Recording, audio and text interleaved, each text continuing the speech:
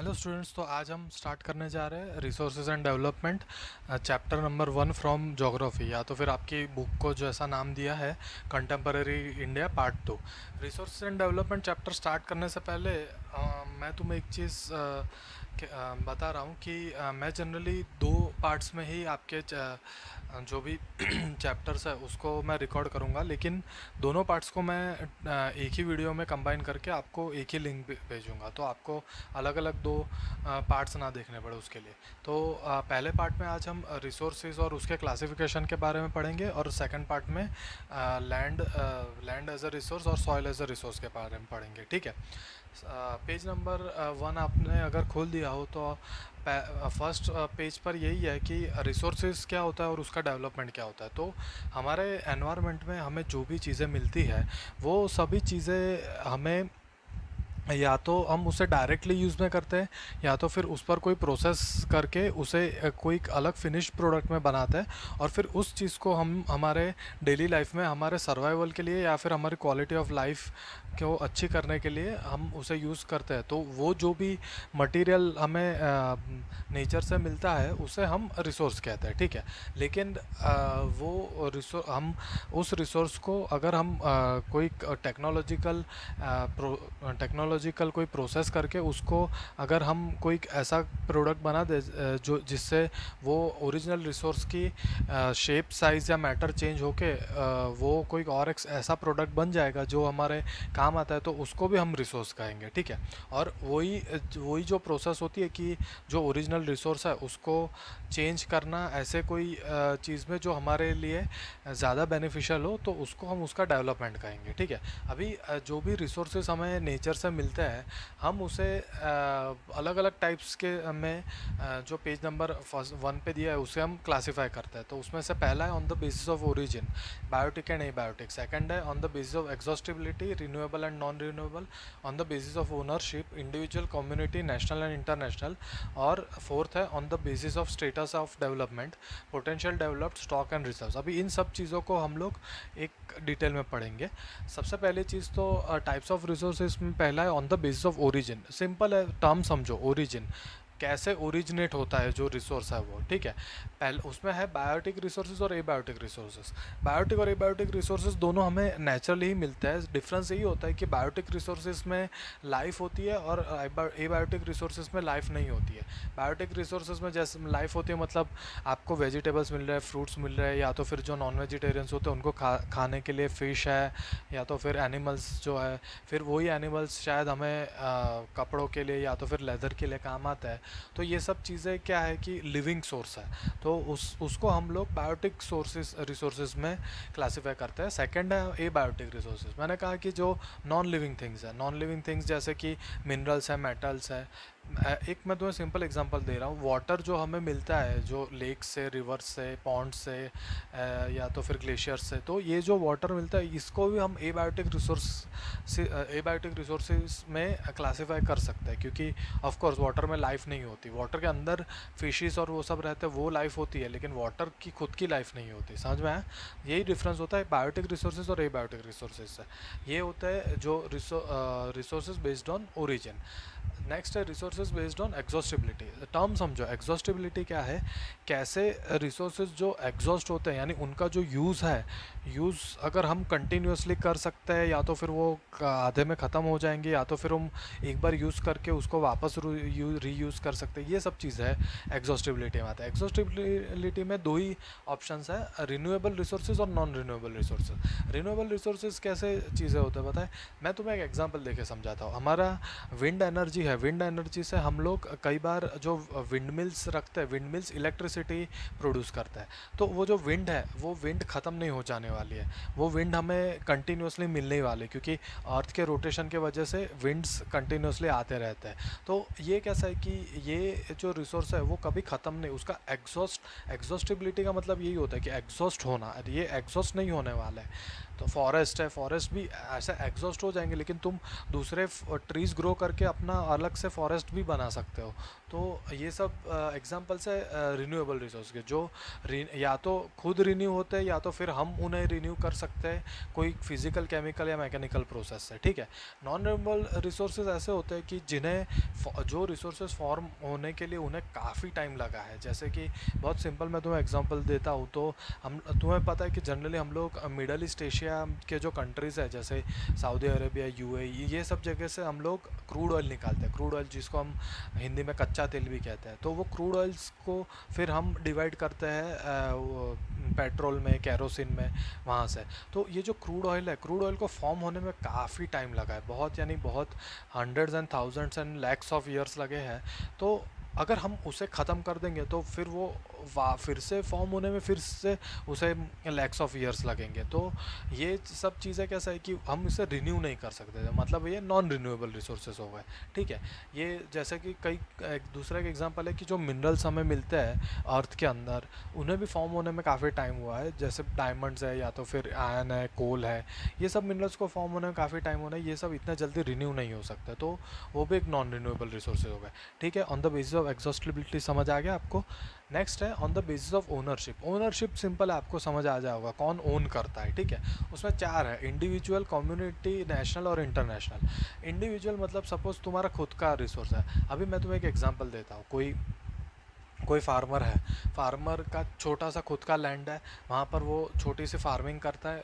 Farming में जो भी उसको जो भी क्रॉप मिलता है, वो क्रॉप से वो अपने फैमिली को फीडिंग करता है।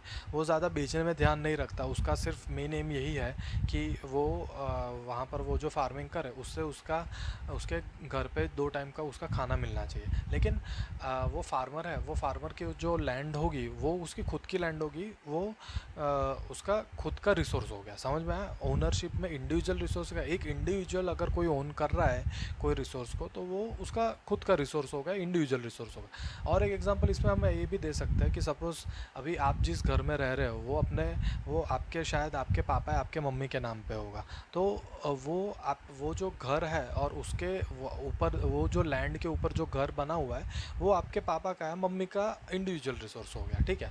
Next is community own resource. अभी मैं इसको भी एक एग्जांपल देके समझाऊंगा। सपोज़ आपने देखा होगा कि कई जगह ऐसे होते हैं कि गांव में, साउथ इंडिया में और थोड़ा बहुत ईस्ट इंडिया में, कि क्रिश्चियंस और मुस्लिम डोमिनेटेड विलेजेस होते हैं। वहाँ पर क्रिश्चियन और मुस्लिम कम्युनिटीज़ ज़्यादा डोमिनेंट होती है। तो सपोज़ वहाँ पर उनका एक बरियल ग्राउंड है। बरियल ग्राउंड मतलब वहाँ पर वो लोग उनकी डेड बॉडीज़ दफनाते हैं। तो वो जो बरियल ग्राउंड है वो उस विलेज का खुद का हो गया, ठीक है। वहाँ पर कोई दूसरे विलेज से आके वहाँ पर उनकी डेड बॉडी नहीं दफना सकता है। तो ये जो हो गया, ये कम्युनिटी बेस्ड हो गया, क्योंकि वो विलेज का खुद का हुआ। वैसे कई बार कई टाउन्स का खुद का होता है। जैसे कि अभी तुमने देखा है कि कई बार हमने नहीं देखा है कि ये 4-5 सोसाइटीज़ मिलके उनके लिए एक शमशान घाट दिया गया है। वहाँ पर अगर डेड बॉडी को बर्न करना है तो, या तो फिर अगर 4-5 विलेजेस मिलके उन्हें एक जीबी का सब स्टेशन दिया है। जीबी का सब स्टेशन मतलब जहाँ पर जो इलेक्ट्रिसिटी डेवलप होती है वो, ठीक है। तो ये सब क्या हो गया, कम्युनिटी ओन्ड रिसोर्सेज हो गए। मतलब एक छोटी सी कम्युनिटी उन्हें ओन करेगी। इंडिविजुअल नहीं होता है, ग्रुप ऑफ इंडिविजुअल्स होता है, उसको हम कम्युनिटी कहते हैं, ठीक है। तो इंडिविजुअल रिसोर्स हो गया, कम्युनिटी रिसोर्स हो गया। नेक्स्ट है तुम्हारा national resource. National resource simple है, एक कंट्री के खुद के रिसोर्स जो कंट्री के सिटीजन्स यूज़ कर सकते हैं, that is national resource. Suppose तुम्हें मतलब वडोदरा से बॉम्बे जाना है, तुम वडोदरा का जो टॉल पॉइंट है वो क्रॉस करते हो, और फिर जब तुम बॉम्बे में एंटर होते हो तो वहाँ पर तुम टॉल टैक्स भर रहे हो। तो अगर तुम टॉल टैक्स भरोगे तो तुम उस हाईवे का यूज़ कर सकते हो। तो अगर तुम नहीं भरोगे तो ऑफ कोर्स वो तुम्हें आगे नहीं जाने देंगे, लेकिन अगर तुम भरोगे तो वो हाईवे तुम्हारे लिए ही है। That is called a man made resource for a nationality, या तो फिर वो नेशन के सिटीजन्स के लिए। मतलब नेशनल रिसोर्सेज क्या होती है कि एक जो एक कंट्री है, कंट्री के जो भी सिटीजन्स है, वो सिटीजन्स के लिए यूज़ किए जाने वाला मतलब सिटीजन्स के यूसेज में काम आए वो रिसोर्स, ठीक है। इंटरनेशनल रिसोर्स पूरा वर्ल्ड उसे यूज़ कर सकता है, ठीक है। जैसे कि सपोज़ ओशंस है, ओशंस में अगर तुम्हें शिप से कहीं जाना है तो कोई तुम्हें रोकने वाला नहीं है कि नहीं तुम इंडियन ओशन में मत आओ, कि ये इंडिया का ओशन है, ठीक है। वो ये ओशंस से होता है, या तो फिर एयर स्पेस होता है जो प्लेन्स ट्रैवल करता है, तो ये सब इंटरनेशनल रिसोर्स हो गया। सन में बेसिस ऑफ ओनरशिप आपको समझ में आ गया होगा कि कौन ओन करता है, इंडिविजुअल ओन करता है, छोटी कम्युनिटी ओन करती है, कोई नेशन ओन करता है, या तो फिर वो इंटरनेशनली सब ओन करता है। फिर आ गया next on the basis of status of development, ठीक है। अभी स्टेटस ऑफ डेवलपमेंट में चार है ये इंपॉर्टेंट है, और ये कई बार आपको एग्जाम में ये क्वेश्चन पूछते भी है, तो ये आप ध्यान से सुनना। पहली चीज़ है पोटेंशियल रिसोर्स। पोटेंशियल रिसोर्सेज का मतलब देखो, अब आपने पोटेंशियल पढ़ा होगा कि किसी में एक पोटेंशियल होता है, वैसे ही रिसोर्सेज में एक पोटेंशियल होता है। या तो वो रिसोर्स को हम यूटिलाइज कर सकते हैं डायरेक्टली, या तो फिर उस रिसोर्स को हम फ्यूचर में कोई नए प्रोडक्ट में कन्वर्ट कर सकते हैं। लेकिन अभी हम उसे कन्वर्ट नहीं कर रहे, अभी वो वैसे ही पड़ा रहा है, तो उसके पास एक पोटेंशियल है फ्यूचर में यूज़ में आने के लिए, that is called potential resource. एक ऐसा रिसोर्स जो जिसमें पोटेंशियल हो कि फ्यूचर में उसका हम यूज़ कर सके, that is called a potential resource. Next है डेवलप्ड रिसोर्स। जो भी रिसोर्स को हम अगर डेवलप कर लिया है, यानी सपोज जो मेटल्स है, जो मेटल्स में एक सिंपल मेटल है आयन, तो आयन से आपने बर्तन बनाए, या तो फिर अगर ट्रेन है तो ट्रेन के डिब्बे में काफ़ी आयन यूज़ होता है। तो आयन है, आयन एक डेवलप्ड रिसोर्स एक डेवलप्ड रिसोर्स के एग्जांपल में आता है कि हम टेक्नोलॉजिकल या तो फिर कोई केमिकल प्रोसेस से हम उसे ऑलरेडी एक नए प्रोडक्ट में बना दिया है, जिसको हम यूज़ कर रहे हैं, that is called a developed resource. Next stock है। स्टॉक ये समझने में डिफ़िकल्ट है थोड़ा, इसलिए थोड़ा ध्यान से समझना। स्टॉक का मतलब क्या होता है कि वो पोटेंशियल रिसोर्स ही होता है एक टाइप का, लेकिन स्टॉक है ना, मतलब स्टॉक का क्या होता है कि नेचर में ऐसे रिसोर्सेज पड़े हुए हैं जिन रिसोर्सेज को हम अभी तो यूज़ नहीं कर रहे, लेकिन फ्यूचर में शायद साइंस इतना आगे बढ़ जाए कि हमारे पास उतना टेक्नोलॉजिकल एडवांसमेंट हो कि हम वो टेक्नोलॉजी को यूज़ करके ऐसा प्रोसेस बना सके कि वो जो रिसोर्स है उसको हम फ्यूचर में यूज़ करेंगे। समझ में आया? स्टॉक का मतलब यही होता है कि एक ऐसा रिसोर्स जो अभी पड़ा हुआ है, अभी हम उसको यूज़ नहीं कर सकते, फ्यूचर में उसका यूसेज होगा, लेकिन फ्यूचर में कब होगा, जब साइंस आगे बढ़ेगा तब। That is called a stock resource, ठीक है। स्टॉक रिसोर्स में है ना, आपको यहाँ पर एग्जांपल दिया गया है, वो बहुत ही घटिया एग्जांपल दिया है कि वाटर है, वाटर में दो हाइड्रोजन और ऑक्सीजन से बना हुआ है। हाइड्रोजन और ऑक्सीजन दोनों एज अ सोर्स ऑफ हम पावर यूज़ कर सकते हैं, लेकिन हम उन वाटर को अलग नहीं कर सकते। एक्चुअली ये जो एग्जांपल दिया है वो आपको बहुत ही घटिया एग्जांपल दिया है। मैं आपको एक अच्छा एग्जांपल देता हूँ। वेनेजुएला नाम की एक कंट्री है। वेनेजुएला नाम की कंट्री में क्या है कि पास्ट में वहाँ पर माइनिंग के लिए जब खड्डा खोदा गया था, तो उन्हें पता चला था कि वो जब उन्हें खड्डा खोदा तो वहाँ पर एक हम जो नेचुरल गैस कहते हैं ना, कि नेचुरल गैस का एक रिज़र्व पड़ा हुआ है। वो नेचुरल गैस वहाँ से निकल रहा है कंटिन्यूसली, लेकिन वो इतना गर्म है और वो इतना फास्ट बाहर निकल रहा है कि वो बाहर निकल के सीधा फ्लेम्स पकड़ रहता है, वो सीधा आग पकड़ के वो पूरा बुझ जाता है, लेकिन वो उस खड्डे में से कंटिन्यूसली निकला है। तो अभी हमारे पास वैसी टेक्नोलॉजी नहीं है कि हम उस वेनेजुएला में उस नेचुरल गैस को हम कन्वर्ट कर सके हमारे यूसेज के लिए। तो फ्यूचर में अगर ऐसी कोई टेक्नोलॉजी आएगी कि वहाँ पर हम कोई नेचुरल गैस का प्लांट बांधेंगे और वहाँ से उस गैस को हम हमारे डेली लाइफ में यूज़ के लिए अगर उसे प्रोड्यूस करेंगे या तो फिर उसे कलेक्ट करेंगे, तो वो हमारे लिए एक स्टॉक टाइप का रिजर्व हो गया, ठीक है। इस एग्जाम्पल से आपको स्टॉक क्या होगा वो समझ में आ गया होगा।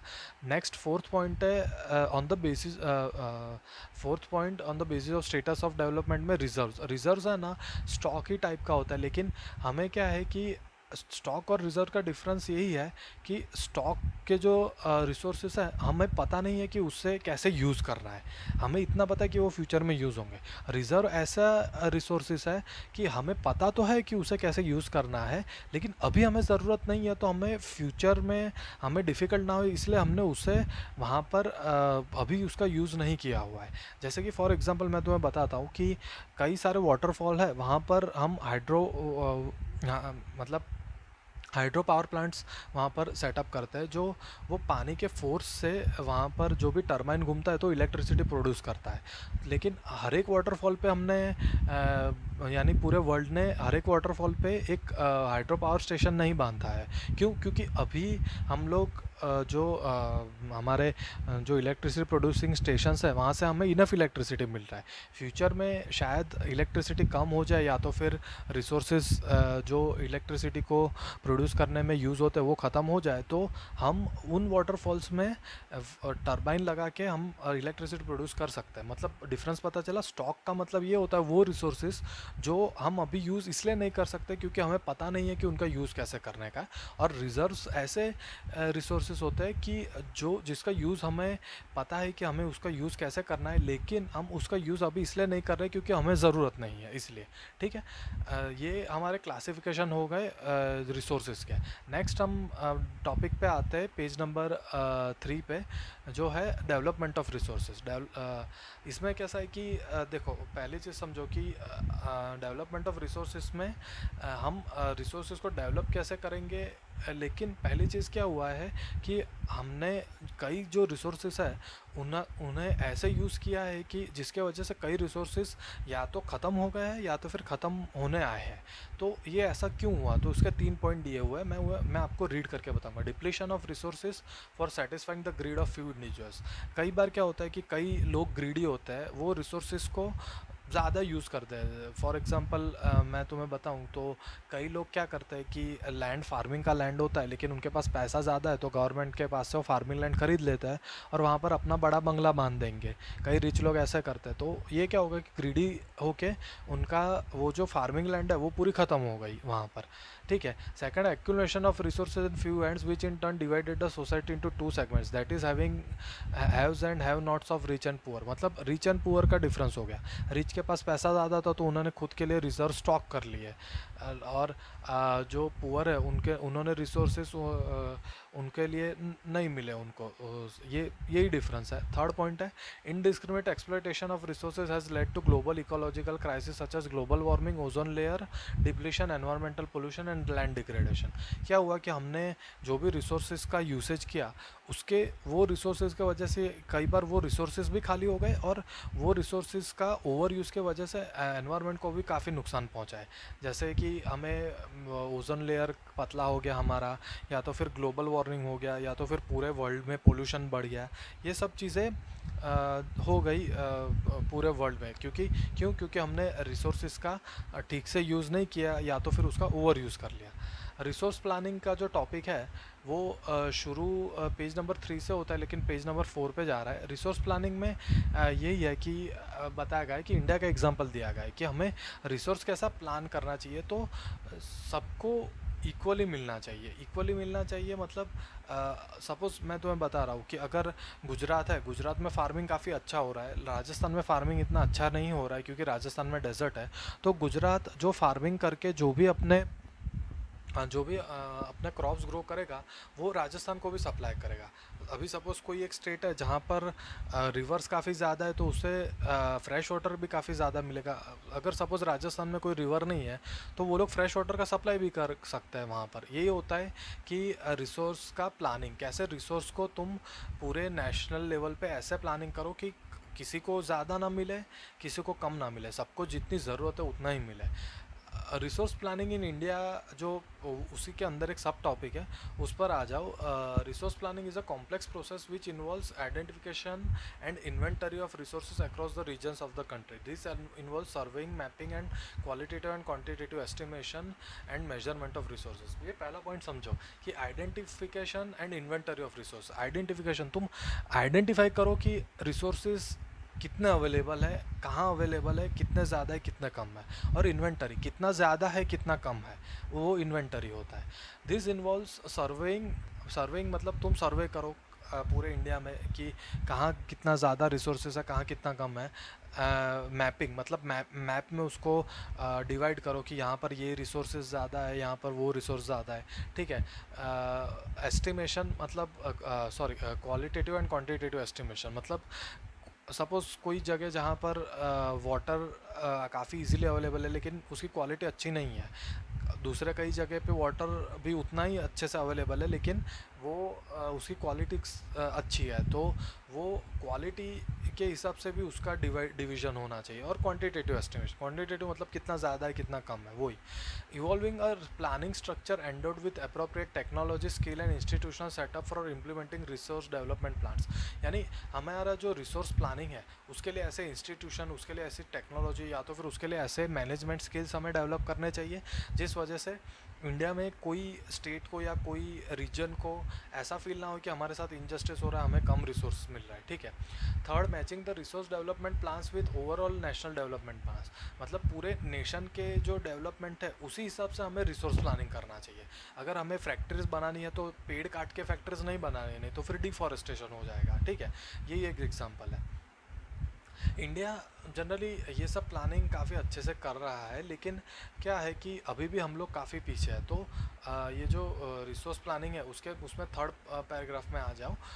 यहाँ पर ये बताया गया है कि जो पास्ट में ब्रिटिशर्स आए थे, ब्रिटिशर्स का मेन एम यही था कि इंडिया में आके हमारे रिसोर्सेज एक्सप्लॉइट करना, क्योंकि हमारे यहाँ पे फार्मिंग काफ़ी अच्छा होता था, जिस वजह से उन्हें काफ़ी रिसोर्सेज इजीली मिल रहे थे। लेकिन उन्होंने क्या किया कि वो एक्सप्लॉइट करने के लिए वो इतना इजीली एक्सप्लॉइट नहीं कर सकते थे, इसलिए उन्होंने फिर टेक्नोलॉजिकल एडवांसमेंट्स किए, जिसके वजह से क्या हुआ कि वो सब रिसोर्सेज यानी वो सब रिसोर्सेज वो लोग इजीली एक्सप्लॉइट कर सकते हैं। लेकिन उसका हम इंडिया को भी एक फ़ायदा हुआ, क्योंकि इंडिया ने टेक्नोलॉजिकल डेवलपमेंट समझा, जिसके वजह से क्या होता है कि टेक्नोलॉजी से हम रिसोर्सेज का कैसे यूज़ कर सकते हैं, कैसे उसका अब्यूज़ नहीं होना चाहिए, वो देख सकता है। तो मेन चीज़ यही है कि टेक्नोलॉजिकल यूज़ हम ऐसा करें कि रिसोर्सेज का इक्वल प्लानिंग हो। कंजर्वेशन ऑफ रिसोर्सेज का जो टॉपिक है उसमें यही चीज़ है, कंजर्व करना। मतलब एक तुम्हें क्या है कि कोई कोई रिसोर्स है कोई कंट्री में, सपोज़ वो काफ़ी अच्छे से अवेलेबल है, जैसे कई कंट्रीज़ है जहाँ पर पेट्रोल काफ़ी अच्छे से अवेलेबल है, तो पेट्रोल का मिसयूज़ नहीं होना चाहिए। क्योंकि कई कंट्रीज़ है जहाँ पर पेट्रोल के भाव इतने ज़्यादा है कि क्योंकि उनके वहाँ पर पेट्रोल नहीं, उन्हें बाहर से बाय करना पड़ता है। तो उस वजह से क्या होता है कि रिसोर्सेज का कंजर्वेशन नहीं हो रहा है, जिसके जो कम्युनिटी इंडिविजुअल या तो फिर कोई नेशन के पास कोई रिसोर्स कहीं ज़्यादा है तो वो लोग उसका ओवर यूज़ करते हैं, उसका मिस यूज़ कर रहे हैं, ठीक है।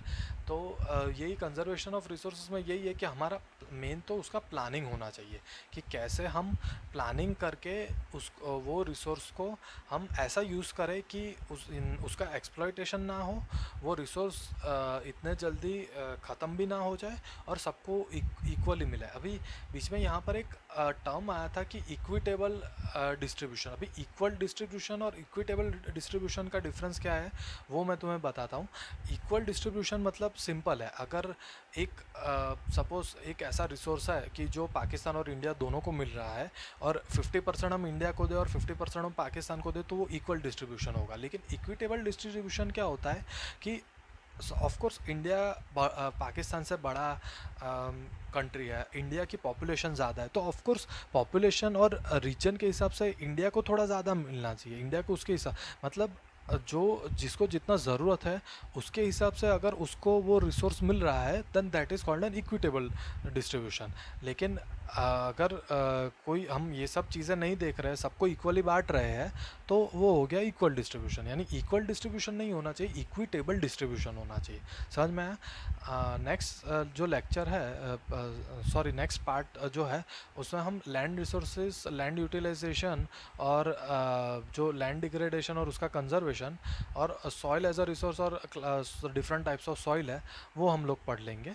और वो जो डिफरेंट टाइप्स ऑफ सॉइल है उनका यूसेज कैसा होता है और सॉइल इरोजन को हम कैसे रोक के उसे हम कैसे कंजर्व कर सकते हैं वो हम देखेंगे, ठीक है। मैं यही ट्राई करूँगा कि दोनों जो दो पार्ट्स है वो एक ही वीडियो में कंबाइन करके सचिन सर को भेज दूंगा, जिसके वजह से आपको एक चैप्टर के दो अलग वीडियोस ना देखने पड़े। Alright, welcome students. Second part में चैप्टर नंबर 1 ज्योग्राफी का जो रिसोर्सेज एंड डेवलपमेंट हमने शुरू किया था लास्ट लेक्चर में, तो हम आज पेज नंबर 5 से स्टार्ट करने जा रहे हैं, जिसमें पेज नंबर 5 लैंड रिसोर्सेज से। तो लैंड रिसोर्सेज, लैंड को हम क्यों एज अ रिसोर्स के तौर पे देखते हैं? क्योंकि देखो सिंपल है कि हम हमारे सारे एक्टिविटीज़ लैंड पे करते हैं, जैसे रहना है, काम करना है, या तो फिर वेजिटेशन का ग्रोथ है, फार्मिंग है, ये सब चीज़ें हमारी इकोनॉमिक एक्टिविटीज़ है, हमारा ट्रांसपोर्ट कम्युनिकेशन सिस्टम, सब सब कुछ हम लैंड पे करते हैं। तो लैंड हमारे लिए एक इम्पॉर्टेंट रिसोर्स हो गया है। इंडिया में लैंड कैसे अवेलेबल है, उसके टाइप से तो हम देखते हैं पे फिगर नंबर 1.3 में कि 43% लैंड इंडिया में प्लेन लैंड है, 27% प्लेटूज है, और 30% माउंटेन्स है। जनरली हमारा रहना और फार्मिंग और ये सब चीज़ें जो है वो सब प्लेन्स में ही अवेलेबल होती है, और प्लेटूस में जो हमारा फार्मिंग काफ़ी होता है, फार्मिंग और बाकी सारे जो एक्टिविटीज़ है वो, और माउंटेन्स है, माउंटेन्स में जनरली इतना हमारा इकोनॉमिकल यूज़ है नहीं, लेकिन हम शायद टूरिज़्म इंडस्ट्री वो सब वहाँ पर टूरिज़्म इंडस्ट्रीज और ये सब हम वहाँ पर रख सकते हैं। ठीक है।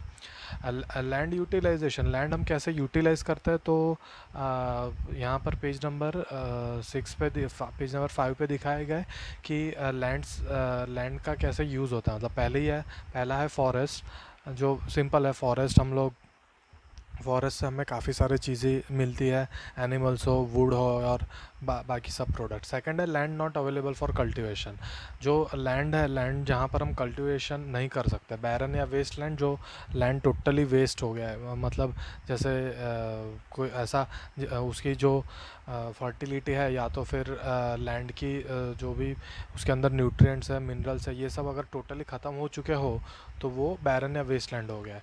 Land put to non agriculture use, second part है जो बिल्डिंग्स है, रोड्स है, फैक्ट्रीज है, ये सब हमने अगर कंस्ट्रक्ट किया है वहाँ पर, तो वो लैंड टोटली यूज़ के लिए ख़त्म हो गया होगा, वहाँ पर हम लोग फार्मिंग नहीं कर सकते। ठीक है।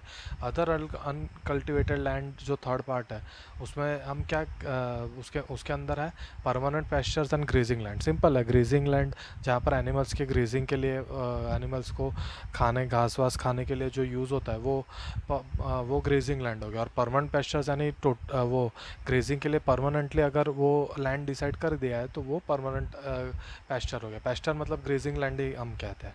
Land under miscellaneous tree crops groves, ऐसे कई ट्री क्रॉप्स होते हैं जो वहाँ हमें कुछ ज़्यादा इम्पोर्टेंट नहीं होता, हमें कोई प्रोडक्ट्स नहीं देता है ट्रीज़ और क्रॉप्स, लेकिन वो सब क्या है कि वो एक नेचुरल बैलेंस के लिए इम्पोर्टेंट होता है, इसलिए हम उन्हें काटते नहीं है। तो वो जो ट्रीज़ होता है, वो अगर कोई लैंड को ऑक्यूपाई करता है, तो वो लैंड पूरा ये थर्ड के बी पार्ट में आ जाता है कि मिसलेनियस ट्री क्रॉप्स ग्रोथ के लिए, वो भी लैंड क्रॉप कल्टीवेशन के लिए पॉसिबल नहीं होता है। थर्ड का सी पार्ट है culturable waste land left uncultivated for more than 5 years, 5 agriculture years. अगर 5 साल तक वहाँ पर कोई हमने कोई कल्टीवेशन नहीं किया, क्रॉप का फार्मिंग नहीं किया है, तो फिर वो हमारे लिए कल्टिवेबल वेस्ट लैंड हो गया। ठीक है, वहाँ पर फार्मिंग इतना जल्दी पॉसिबल नहीं हो सकता है। फोर्थ है फैलो लैंड्स। फैलो लैंड्स जो ए और बी पार्ट है, वो यही है कि अगर तुमने 1 या 2 साल तक उसके वहाँ पर क्रॉप कल्टीवेशन नहीं किया है, तो उसको हम करंट फैलो लैंड कहता है, और 2 साल से ज़्यादा हो गया तो other than current fallow land है। और फिफ्थ है जो नेट सोन एरिया, मतलब ये जो 1 2 3 4 है, वहाँ पर क्रॉप कल्टीवेशन पॉसिबल नहीं है, लेकिन फिफ्थ एरिया है जहाँ पर हमने टोटल कितना क्रॉप कल्टीवेशन किया है। क्रॉप कल्टीवेशन के लिए लैंड तो अवेलेबल है, लेकिन हमने कितना यूज़ किया है वो। ठीक है, अभी हम लैंड यूज़ पैटर्न देखते हैं कि इंडिया में लैंड कैसे यूज़ होता है। तो पहली चीज़ तो लैंड यूज़ का पैटर्न टोटली डिपेंडेंट है उसके फिजिकल फीचर्स, जैसे कि टोपोग्राफी, क्लाइमेट, सॉइल टाइप। पहली चीज़ टोपोग्राफी समझो क्या होता है। टोपोग्राफी मतलब उसकी जोग्राफी, वो वहाँ पर वो लैंड माउंटेन है, प्लेटू है या प्लेन है, उसका क्लाइमेट कैसा है, उसका सॉइल टाइप्स कैसा है। और एक और चीज़ पे वो डिपेंड करता है कि ह्यूमन फैक्टर, जैसे कि पॉपुलेशन कितना ज़्यादा है वहाँ पर, इंडस्ट्री सेटअप करने के लिए पॉसिबल है या नहीं, या तो फिर वहाँ पर कल्चरल और ट्रेडिशनल लैंड है, जैसे वहाँ कहीं मंदिर बनाया हुआ है, कहीं ऐसे मॉस्क या क्रिश्चियन लोग के चर्चेस बनाए गए, ये सब चीज़ें वो कल्चरल लैंड में आ जाती है। ठीक है। और यहाँ पर कुछ इंपॉर्टेंट नहीं है, पेज नंबर 6 पे आ जाओ। 6 पे यही दिया गया है कि हमारा जो पैस्चर लैंड है, यानी ग्रेजिंग के लिए जो लैंड है वो काफ़ी बढ़ चुका है। तो हम वो जैसे जैसे बढ़ते जा रहे हैं वैसे वैसे नेट सोन एरिया हमारा जो क्रॉप कल्टीवेशन का लैंड है वो कम हो रहा है। तो हम उसको कैसे डिफरेंशिएट कर सकता है? तो एक चीज़ यही है कि हमें क्या करना होगा कि हमें एक प्रॉपर यूज़ करना होगा कौन से लैंड को हम पैस्चर परमानेंट पैस्चर लैंड के तौर पे रख सकते हैं, या तो फिर कौन से एरिया को हम नेट जोन एरिया में रख सकते हैं। ठीक है, क्योंकि ऑफ कोर्स जो परमानेंट पैस्चर लैंड होता है वो भी वहाँ पर भी शायद कभी क्रॉप्स ग्रो कर सकता है, लेकिन हम उसे कैटल ग्रेजिंग के लिए ही रखते हैं। इसलिए हमें क्या होता है कि वो जो लैंड है वहाँ पर इतना ज़्यादा फार्मिंग इजीली अवेलेबल नहीं हो पाता है। ठीक है, अभी ये इंपॉर्टेंट है land degradation and conservation method. Land degrade कैसे हो रहा है, मतलब लैंड ख़राब कैसे हो रहा है? तो देखो क्या है कि हम काफ़ी सालों से लैंड पे हमारी एक्टिविटीज़ करते हुए आ रहे हैं, जिसके वजह से क्या हुआ कि वो जो लैंड की क्वालिटी है वो स्लोली ख़राब हो रही है। वहाँ पर जो हमारा नेट सोन एरिया है वो कम हो रहा है। तो उस वो क्यों कम हो रहा है? क्योंकि ऐसी कई सारी एक्टिविटीज़ है, जैसे कि माइनिंग है, या तो फिर हम लोग ओवर ग्रेजिंग कर रहे हैं, या तो फिर वहाँ पर अगर जो कल्टीवेबल लैंड है वहाँ पर हम जितना क्रॉप कल्टीवेशन करना चाहिए उससे ज़्यादा कल्टीवेट कर रहे हैं, ओवर कल्टीवेशन जिसे कहते हैं, ओवर फार्मिंग। वो सब चीज़ों की वजह से क्या हो रहा है कि हमारा जो लैंड है वो डिग्रेड हो रहा है। डिग्रेड मतलब वो का लैंड ख़राब हो रहा है। ठीक है, तो उसे उसे सॉल्व करने के लिए हमें क्या करना चाहिए? तो पहली चीज़ तो देखो, कई इंडिया के कई स्टेट्स है जहाँ पर क्या हो गया है कि वहाँ पर माइनिंग के वजह से भी लैंड डिग्रेड हुआ है। क्योंकि क्या होता है कि माइनिंग के वजह से जो भी माइनिंग में जो केमिकल्स और वो सब माइनिंग से बाहर निकलता है वो एक ऐसे एक लेयर फॉर्म कर देते हैं लैंड के ऊपर, जिसके वजह से क्या होता है कि जो रेनफॉल होता है, और रेनफॉल की वजह से जो लैंड को जो वाटर और मॉइस्चर मिलता है वो नहीं मिल पाता, क्योंकि वो लेयर है वो रोक देता है वो जो पानी है, रेनफॉल का पानी है, उसको लैंड के अंदर जाने की वजह से। तो लास्ट पैराग्राफ में ये बताया गया कि लैंड डिग्रेडेशन का हम सॉल्यूशन कैसे ला सकते हैं? कि एफॉरेस्टेशन मतलब ज़्यादा से ज़्यादा ट्री का ग्रोथ करना, ओवर ग्रेजिंग में कंट्रोल करना है, या तो फिर ऐसे जो भी प्लांट्स है वो ऐसे सॉरी हाँ, ऐसे प्लांट्स का ग्रोथ करना चाहिए जो प्लांट्स हमें हेल्प कर सके कि लैंड की जो न्यूट्रिएंट्स है, लैंड में जो मिनरल्स है वो इतने ख़राब ना होए। ठीक है, फिर माइनिंग एक्टिविटीज़ और जो इंडस्ट्रीज़ है वो अपने जो वेस्ट है वो कई बार ऐसे छूट खुले छोड़ देता है। वो सब चीज़ों से वो सब चीज़ें करने से हमें उन्हें रोकना चाहिए। ठीक है, तो ये शायद आपको शॉर्ट नोट के तौर पे कंबाइनली आ सकता है कि land degradation and conservation method. ऐसा भी क्वेश्चन पूछ सकता है कि कैसे तुम लैंड डिग्रेड कैसे होता है, और हम उसके कंजर्वेशन तुम कैसे कर सकते हो। ठीक है, नेक्स्ट हम सॉइल एज अ रिसोर्स देखेंगे।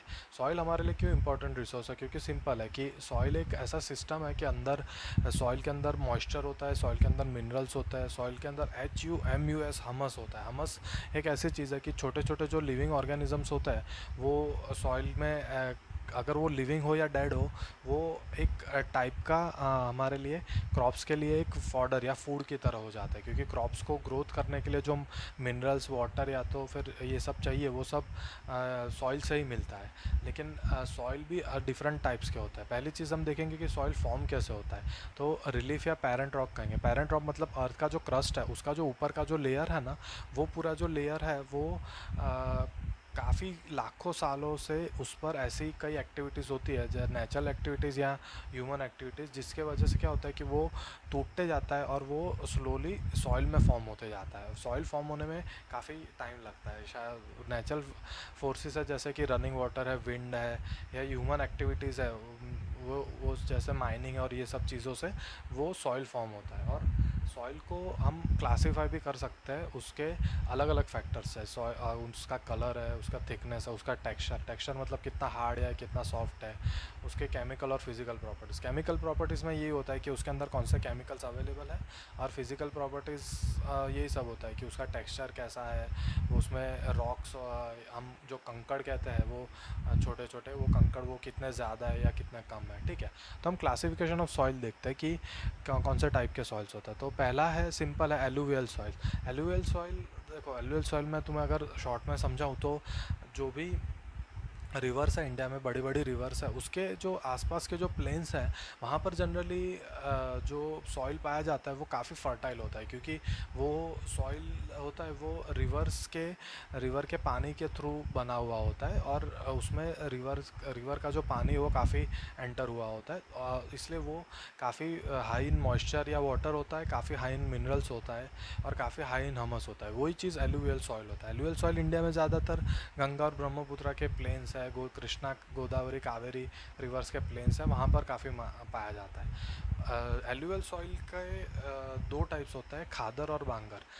खादर और बांगर में क्या डिफरेंस होता है कि जो पुराना होता है वो जो पुराना यानी काफ़ी टाइम पहले फॉर्म हुआ सॉइल होता है वो बांगर सॉइल होता है, और जो नया होता है वो खादर होता है। ऑफ कोर्स जो खादर सॉइल है वो नया है, इसलिए उसमें न्यूट्रिएंट्स भी ज़्यादा होंगे, तो वो ज़्यादा फर्टाइल होता है। एक्चुअली बांगर सॉइल भी फर्टाइल ही होता है, लेकिन खादर और बांगर दोनों में अगर डिफ्रेंशिएट करें तो खादर सॉइल ज़्यादा फर्टाइल होता है। लास्ट पैराग्राफ में एलुवियल सॉइल का ये बताया गया है कि उसमें उसके केमिकल प्रॉपर्टीज़ क्या है। तो उसमें पोटैश मतलब पोटेशियम का जो पार्ट होता है वो, फॉस्फोरिक एसिड और लाइम, ये तीन काफ़ी इजीली अवेलेबल होता है, जिसके वजह से क्या होता है कि उसकी न्यूट्रिएंट वैल्यू काफ़ी ज़्यादा होता है। इसलिए उसमें जो इंपॉर्टेंट क्रॉप्स है जैसे शुगर केन बेसिकली हमें शुगर के लिए चाहिए होता है, पैडी मतलब राइस, व्हीट, ये सब ऐसे क्रॉप्स है, और बाकी सीरियल्स और पल्सेस क्रॉप्स है, उनका ग्रोथ सबसे ज़्यादा होता है एलुवियल सॉइल्स में। ठीक है, नेक्स्ट हम आ जाते हैं ब्लैक सॉइल पे। ब्लैक सॉइल उसे हम रेगर सॉइल भी कहते हैं। 1 मार्क के लिए शायद पूछ सकते हैं कि what is the second name of black soil, तो REGUR रेगर सॉइल कहते हैं उसे। ब्लैक सॉइल को है ना ब्लैक कॉटन सॉइल भी इसलिए कहते हैं क्योंकि ब्लैक सॉइल में क्या होता है कि मॉइस्चर बहुत ही ज़्यादा होता है, उसके अंदर जो वाटर कंटेंट होता है वो काफ़ी ज़्यादा होता है, तो उसके वजह से क्या होता है कि वो जो सॉइल है वो कॉटन के ग्रोथ के लिए, कॉटन को पानी काफ़ी चाहिए होता है ग्रोथ के लिए, तो कॉटन ब्लैक सॉइल उसे अरे सॉरी ब्लैक कॉटन सॉइल उसे कहा जाता है। उसमें कॉटन का ग्रोथ सबसे इजीली होता है। जो डेक्कन प्लेटूज है उसमें सबसे ज़्यादा ये सॉइल अवेलेबल होता है। ठीक है, अभी ब्लैक सॉइल का केमिकल कंपोजिशन क्या है कि पहले तो फिजिकल कंपोजिशन देखते हैं कि वो क्लेई होता है, क्ले यानी चिपचिपा होता है, और केमिकल कंपोजिशन ये है कि उसमें कैल्शियम कार्बोनेट, मैग्नीशियम और पोटेशियम और लाइम होता है, लेकिन उसमें हमने जो फॉस्फोरिक एसिड देखा था वो फॉस्फोरिक एसिड इतना ज़्यादा नहीं होता है, इसलिए फिर क्या होता है कि फॉस्फोरिक एसिड जनरली चाहिए होता है राइस और व्हीट के लिए, तो राइस और व्हीट यहाँ पर हम ग्रो नहीं कर सकते ब्लैक सॉइल में। जनरली क्या होता है कि अगर वेदर हॉट हो जाए ना तो जो ब्लैक सॉइल होता है वो हार्ड हो जाता है और उसमें क्रैक्स पड़ जाते हैं, इसलिए जब जो रेनी सीज़न होती है उसमें ही मेन उसका कल्टीवेशन उस वक्त होता है। रेड एंड येलो सॉइल्स देखते हैं। रेड एंड येलो सॉइल्स है ना इग्नियस रॉक्स। अभी इग्नियस रॉक्स तुमने 9th में पढ़ा होगा, igneous sedimentary and metamorphic rocks. Igneous rock simple जो पुराने बहुत सालों पहले अगर कोई वॉल्केनो बस्ट होता है उसमें से जो लावा निकलता है, लावा कूल डाउन होकर जो सॉइल फॉर्म करता है दैट इज़ इग्नियस सॉइल। ठीक है, तो वो रेड सॉइल होता है, वो डेक्कन प्लेटू हमारा जो प्लेटू का पार्ट है इंडिया में, जो साउथ में प्लेटू का जो पार्ट कहता है वहाँ पर सबसे ज़्यादा होता है वेस्टर्न घाट्स के आसपास। ये रेड इसलिए दिखते हैं क्योंकि उसमें है ना वो जो सॉइल है मैंने तुम्हें बताया कि जो लावा के कंटेंट से बना हुआ होता है, और लेकिन अगर ये अगर ड्राई हो जाए तो थोड़ा येलो दिखता है, तो वही रेड और येलो सॉइल है, इसमें ज़्यादा फार्मिंग पॉसिबल है नहीं। नेक्स्ट है लैटराइट सॉइल।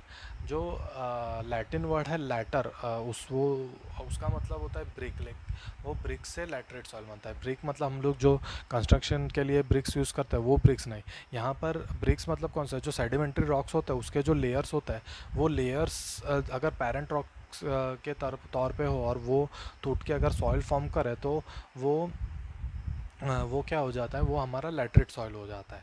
और ये लैटरेट सॉइल ज़्यादातर ऐसे जगह में होता है जहाँ पर टेम्परेचर भी ज़्यादा होता है और रेनफॉल भी ज़्यादा होता है, और यहाँ पर हमस और बाकी मिनरल क्वांटिटीज़ काफ़ी लो होता है, क्योंकि क्या होता है कि मैंने कहा ना टेम्परेचर ज़्यादा होता है, इसके लिए वो सब डिस्ट्रॉय हो जाता है लैटरेट सॉइल में। लेकिन एक इम्पॉर्टेंट चीज़ यही है कि लैटरेट सॉइल है ना जो उसमें फार्मिंग ऐसे पॉसिबल नहीं है, लेकिन हम जो मैनमेड फर्टिलाइज़र्स होते हैं वो फर्टिलाइज़र्स पाउडर फॉर्म में मिलते हैं। आपने अगर कहीं नेशनल ज्योग्राफिक या डिस्कवरी चैनल पे देखा होगा फार्मिंग का कोई कोई अगर वीडियो देखा होगा तो उसमें आपको दिखाया होगा कि फार्मर ऐसा पाउडर ऐसा छिड़क रहा है सॉइल में, तो वो क्या होता है कि वो एक्चुअली फर्टिलाइजर्स होता है, वो सॉइल की फर्टिलिटी बढ़ाता है। तो लैटरेट सॉइल ऐसा सॉइल है कि अगर उसमें तुम उसकी फर्टिलिटी बढ़ाओ तो वहाँ पर फार्मिंग पॉसिबल हो सकता है, डायरेक्ट फार्मिंग वहाँ पर पॉसिबल नहीं है। और लैटरेट सॉइल में क्या है कि वो ऐसे टी और कॉफ़ी जैसे क्रॉप्स है जिसे पानी कम चाहिए ग्रोथ के लिए, या तो फिर ऐसे ड्राई फ्रूट्स के क्रॉप्स है